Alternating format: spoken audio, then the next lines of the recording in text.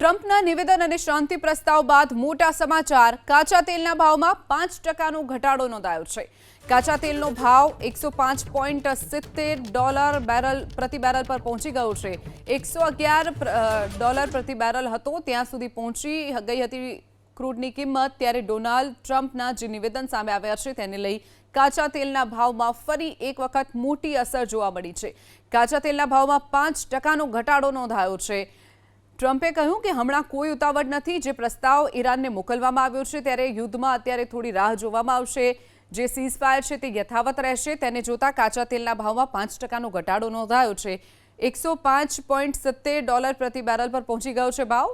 $111 પ્રતિ બેરલ સુધી પહોંચી ગઈ હતી હાઈ કિંમત। ત્યારબાદ તેમાં ઘટાડો નોંધાયો છે। ડોનાલ્ડ ટ્રમ્પના નિવેદન બાદ કાચા તેલના ભાવ પર મોટી અસર જોવા મળી છે।